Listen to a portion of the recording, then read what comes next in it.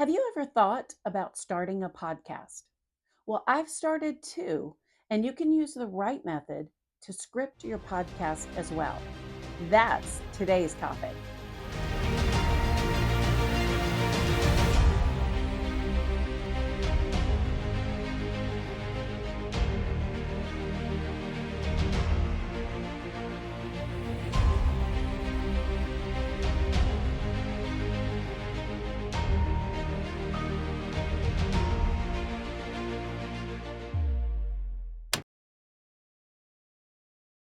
I love podcasts. I'm an audio learner, and so I love to listen to podcasts and audiobooks. It's a great learning tool for me. In fact, I love them so much that I've started two of my own. Keep thinking about starting a third one, but I have enough on my plate right now. Well, you can use the right method for scripting out your podcast just like you use it in any other kind of writing. You plan to write for about 30 minutes a day, or you shoot for that 500 word a day mark. And instead of other kinds of writing, you work on your podcast scripts.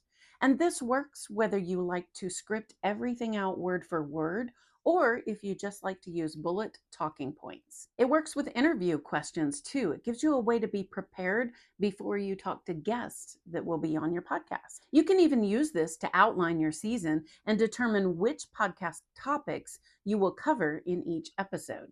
You'll need about 2,000 words for every 15 minutes of talking.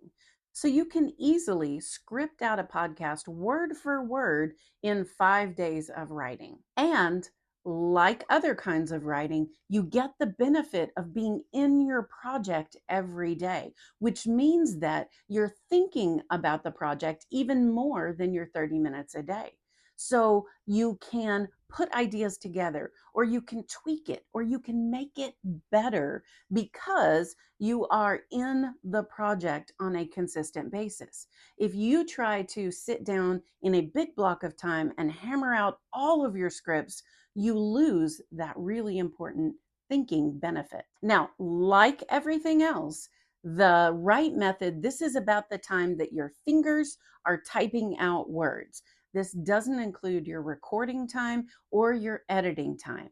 But personally, I like to do those in batches and have longer blocks of time for those things, but only do them about every 2 or 3 weeks. But the writing, I love to be immersed in it day after day or several times a week so that I keep that project fresh, and it gives me a lot of time to process what I'm doing so that when I sit down at the microphone to record, I am really well prepared for that.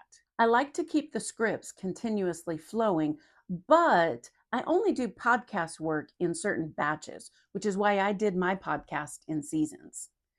I would work on it for a little while, then I would switch to a different project, then I would come back to the podcast for the next season. And remember how valuable that thinking time is? Well, what it means is that you have ideas even more frequently because you're immersed in the project. There's so many benefits of using the right method to write podcast scripts, and I bet you can think of even more. This channel, as I always say, is for busy people writing in the margins of their lives. If that's you, but you want to start a podcast, this might be a way that you could do that. And who knows, your podcast might turn into a book as well. All right, come back tomorrow and we'll talk about how to use the right method with short forms of writing, like poetry.